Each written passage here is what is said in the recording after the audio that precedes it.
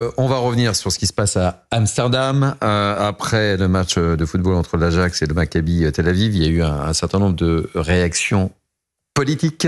Et je vous propose d'écouter celle de Nicolas Sarkozy, qui s'est exprimé sur le sujet, qui a réagi. La barbarie se combat. C'est un combat. C'est pas un débat. Et permettez-moi de vous dire, quand vous commencez à expliquer l'inexplicable, c'est que vous commencez par passer la marche arrière. Vous reculez. Rien ne peut expliquer. Rien ne peut justifier. Qu'en 2024, dans une capitale européenne, on poursuive des gens en les sommant de s'expliquer sur le fait est-ce qu'ils sont juifs ou est-ce qu'ils ne sont pas juifs. Les gens qui font ça, on les combat. Il n'y a pas d'analyse. Muel Wakin-Melki, réaction sur la prise de position de l'ancien président de la République. Elle est tranchée, elle est ferme, c'est la bonne réaction. Ouais. Exactement la bonne réaction. Et c'est ce qu'on répète, nous, à nos juges, systématiquement. C'est un combat qu'on mène, c'est un combat judiciaire. Je le redis encore une fois, ça passe pour nous parce qu'on est avocat, parce qu'on est auxiliaire de justice, forcément par la justice et par la saisine de la justice et par les magistrats. Mais il faut que les magistrats se décilent et qu'ils laissent de côté leur naïveté et qu'ils comprennent que tous ces appels de haine vis-à-vis de l'État d'Israël, c'est de l'antisémitisme et rien d'autre ici en France. Donc il faut véritablement qu'on ait des décisions qui soient extrêmement rapides, qui soient fermes et qui soient coercitives pour ne pas qu'on arrive à ce qu'on a vu, c'est-à-dire ces actes de barbarie. Je crois que ce qui est intéressant, c'est que l'ancien président de la République insiste depuis Saint-Raphaël sur la notion de combat. On voit bien que tout le monde répugne à combattre, alors qu'on est dans des temps qui nécessitent un combat. Que ce soit un combat personnel pour être maître de sa vie, que ce soit un combat pour être un citoyen, que ce soit un combat pour garder sa dignité quand on travaille dans de mauvaises conditions comme les policiers, et quand on doit être apte au combat quand on est un homme politique. C'est ça que l'ancien président de la République met sur la table, et il me semble que justement, c'est le combat des prochaines années. Allez, on va parler de ce match France-Israël, évidemment placé sous très haute surveillance et on le comprend aisément. Il y aura une vraie mobilisation, un service de sécurité XXL et nous sommes avec Arnaud Tulipier, rédacteur en chef de 90 Football. Merci, cher Arnaud, d'avoir accepté notre invité et sur Europe 1 et sur CNews. Vous sentez comment ce match, Arnaud Tulipier, vous qui connaissez le football par cœur et malheureusement les à côté que l'on commande ce soir? Oui, c'est malheureux. J'aurais préféré de parler de ce match de Ligue des Nations, mais il est vrai que les circonstances, vu ce qui s'est passé hier, vous l'avez rappelé il y a quelques minutes, et puis vu l'impressionnant dispositif de sécurité, on annonce 2500 policiers et gendarmes. Rendez-vous compte, c'est 4 fois plus que le dernier classique entre Marseille et le Paris Saint-Germain. Et on sait que traditionnellement, ces matchs-là sont les plus surveillés en France parce que voilà, entre les supporters parisiens et les supporters marseillais, on sait tous que ça se passe pas toujours très bien. Et là, il y en a 4 fois plus. C'est vous dire si ce match-là, pour répondre à votre question, je le sens, je suis pas le seul à le sentir moyennement, puisque apparemment, les réservations pour un stade de 80 000 personnes, il n'y aurait que 20 000 billets qui auraient été achetés. C'est bien que il y a autour de ce match quelque chose qui n'a pas grand-chose à voir avec le foot et le sport, et c'est très inquiétant et très ennuyeux, mais ça dit un petit peu la société dans laquelle on vit aujourd'hui et dont vous parlez depuis quelques minutes finalement. Arnaud Tulipier, on évoque donc cette sécurité XXL autour de ce match, et puis il y a cette histoire de banderole également, je ne peux pas ne pas l'évoquer, cette banderole cet immense tifo.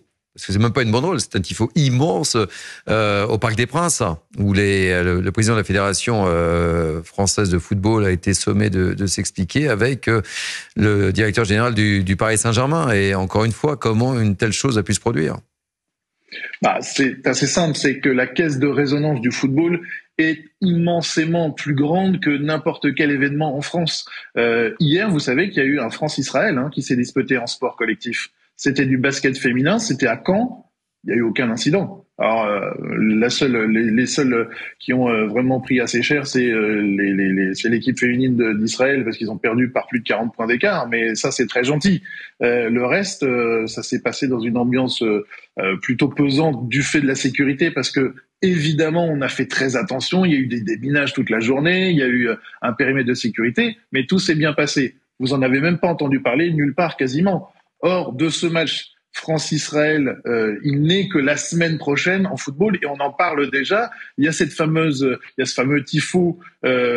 Du coup, les supporters du Paris Saint-Germain apparemment ont été sanctionnés par le club et par les autorités. Ils sont interdits de s'approcher du stade, en tout cas en groupe, hors des jours de match, excusez-moi.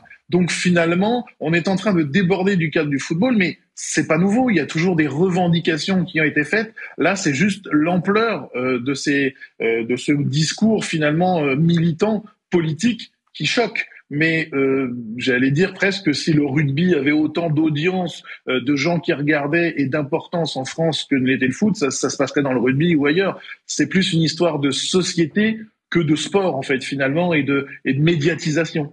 Mais dernière question, c'est la question que tout le monde se pose. Comment un tel tifo a pu pénétrer au Parc des Princes? Sincèrement, s'il n'y a pas de la complicité, je connais bien le sport, vous connaissez bien le sport, il s'est pas fatalement passé quelque chose.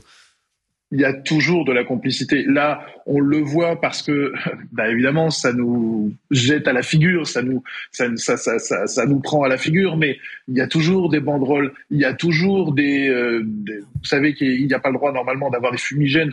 On en voit, je suis allé récemment à un match de foot, il y en avait, alors que c'est totalement interdit dans les stades français. Il y a eu parfois des choses, des armes de première, de deuxième catégorie qui sont introduites. Donc, vous savez, c'est les gens qui contrôlent au stade à l'entrée.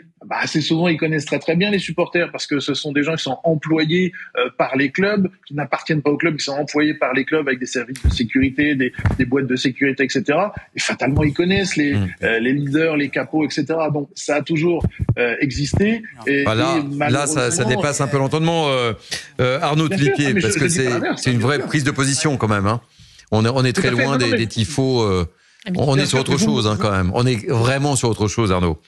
Bien entendu, mais vous m'interrogez sur le fait qu'il y ait des choses qui arrivent dans le stade et qui n'avaient rien à y faire. C'est pour ça que je vous répondais, bien entendu que ça n'a rien à voir. Bien entendu que 3 fumigènes, c'est beaucoup moins grave que cette banderole. Mais je vous répondais simplement sur la mécanique, finalement, de pourquoi il y a des choses qui rentrent dans le stade. Et là, c'est un tifo politique qui n'a rien à faire évidemment dans le football et qui malheureusement a pris le même chemin que prennent des choses qui sont interdites mais beaucoup moins graves, avec beaucoup de guillemets bien entendu. Évidemment que si vous recevez un fumigène sur le museau, vous n'allez pas trouver ça très rigolo, mais j'estime quand même que c'est moins dangereux à terme que de faire rentrer des messages politiques, d'ailleurs tels qu'ils soient. Il y avait eu aussi des banderoles qui étaient... Allez-y, pardon. Merci beaucoup, parce qu'on arrive au terme de l'émission, Arnaud Tulipier. Merci mille fois, rédacteur en chef de 90 Football. Le mot de la fin, peut-être, Muriel Walkin. On a sollicité ce matin monsieur le préfet de Paris, monsieur Nunez, pour une interdiction de stade pour ses supporters qui ont porté ce tifo.